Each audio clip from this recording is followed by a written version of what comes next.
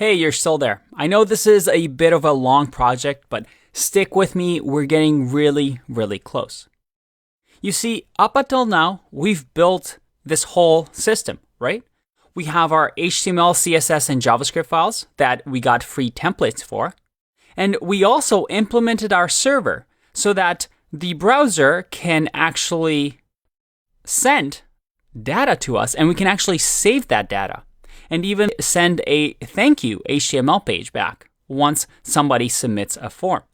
Our web page is now something more dynamic than just text that people can read. People can now interact with our web page by submitting a form. And we now have sent this form data to our Python server. But there was a problem that I mentioned in the last video. That is, as soon as the server stops running, or maybe it crashes, that data is lost because right now that information of the form is in memory.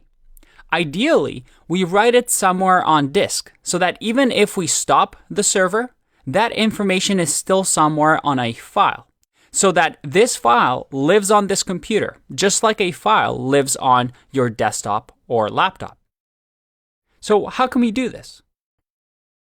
Well, we've done this before, right? We simply write to a file. Now, we're going to explore this topic a little bit more throughout the next couple of videos.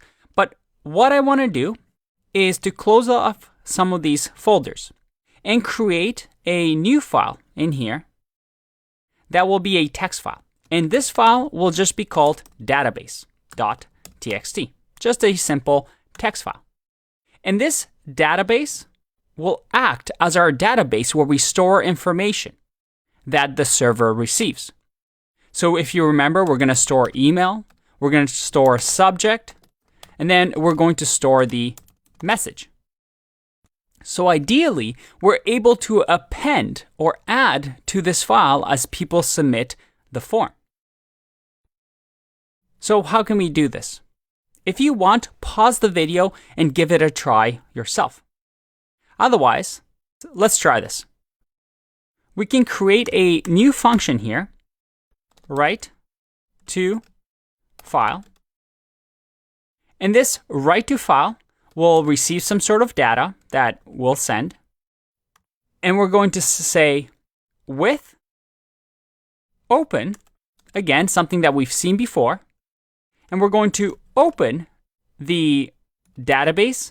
And again, because it's in the same folder as the server, we don't need to specify a file path. We can say database.text, and we're going to open in the mode of A. So that is to append to that file because it already exists, and we'll just call it as database. And in here, we'll say that the file will equal database.write, and then write what we want. In our case, we want to write the email, the message or the subject, and then the message. And we can just extract that from our data, right? That we're going to pass in. So we can say that email is going to equal the data email. Subject is going to equal data subject. And then message is going to equal data message because it's a dictionary, right? And then all we can do here is just do an F string and say that we want first of all a new line so that there's a new line every time there's an entry. And we'll say that we want the email, comma, the subject, and then finally, comma, the message. So that's our write to file function. And then in here, instead of printing data, we can just simply call write to file and pass in the data. So let's save this and see what happens. I'm going to come back to the page and then click send. All right, looks like things have worked, but let's see if we actually wrote to file. If I go to database, look at that. I have my data, that is the email, the subject, and the message. And if I go back to the page, let's say go to contact again, and this time let's do a different email, some text, some more text, hit send, and let's go back. And how cool is that? We now have our own custom database where we store all these users' information. And the cool part is that even if I close the server, I still have this information with me. I can always come back and see who has submitted a form. Very, very cool. And if by now you realize this is how databases work, well, good for you. This is how databases work. This is why you hear the words database.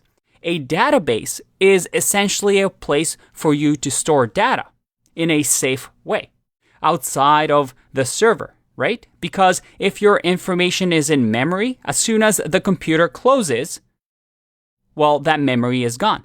Instead, a text file like this, even if I shut down my computer and turn it back on, is always going to be on disk, and it's what we call persisting. That is, it persists so that it never gets deleted. But how can we make this better? Well, right now this is just a text file. This is kind of inconvenient and hard to read. Maybe we're creating a startup landing page and we're collecting users' information, maybe email, so we can email people when the startup launches. A better way to create a database is maybe using a CSV file or an Excel file. So in the next video, let's explore that.